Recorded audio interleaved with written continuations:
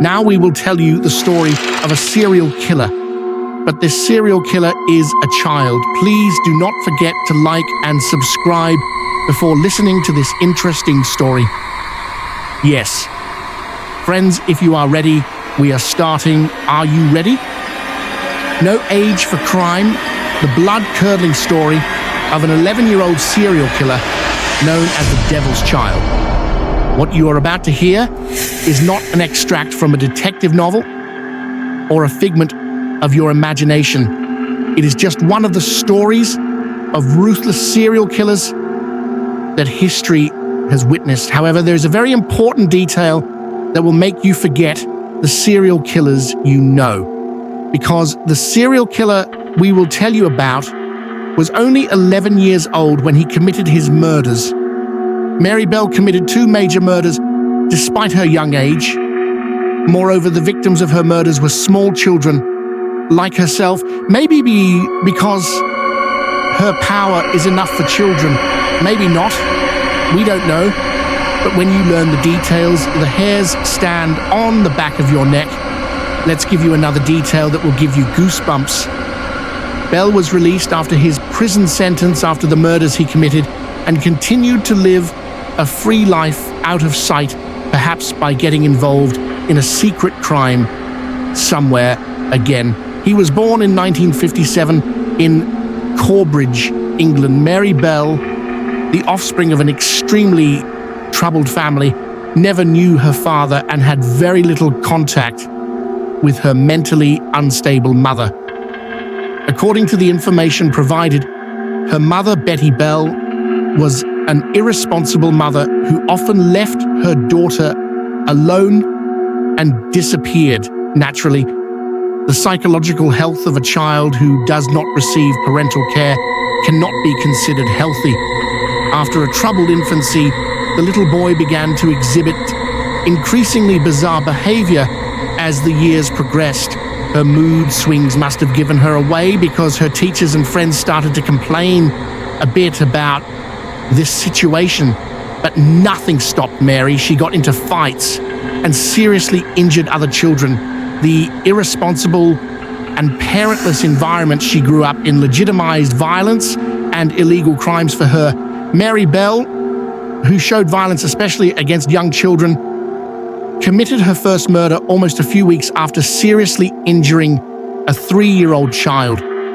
On 25th of May, 1968, she killed a 4-year-old boy named Martin Brown. The body of the child she strangled to death was found in the building of an abandoned house. Mary Bell did not seem suspicious, as no traces of torture or violence were found in the autopsy. However, her strange behavior after the murder gradually gave her away. Shortly after the events, he went to the house of the boy he had killed and asked to see him. The family who opened the door were surprised by this request and told her that Brown was dead.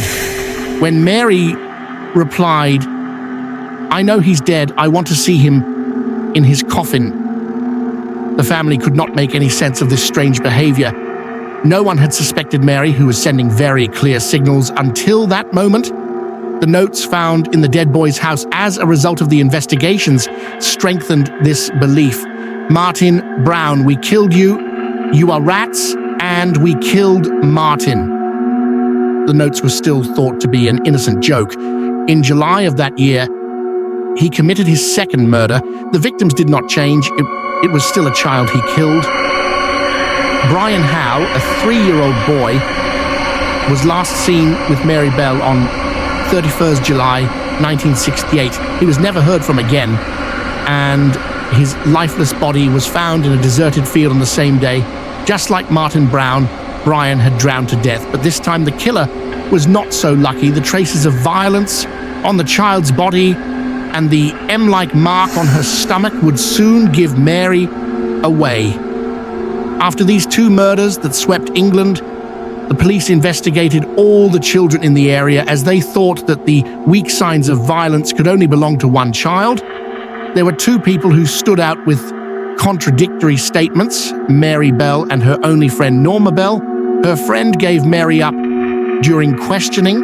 Mary Bell, whose guilt was revealed through her friend's interrogation, was sentenced to life imprisonment on 17th of December 1968. Bell, who also occupied the press for a certain period of time, was a dangerous individual for others. After serving her sentence for a certain period of time, Mary escaped from prison in 1977 at the age of 20. She escaped but was caught again and became a bombshell on the agenda. Not long after this escape, a law was passed in 1980. According to this law, Mary Bell was decriminalized and released. As soon as she was released, she changed her name and went out of sight. Since then, there has been no trace of her. No one knows the condition of Mary Bell, who is now 66 years old.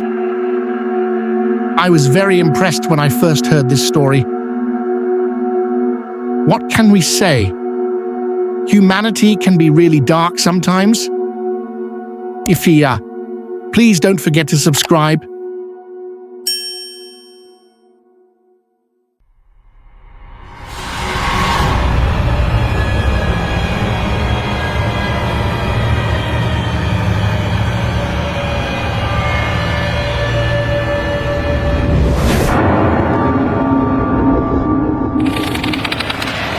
Please like and subscribe Horror In channel.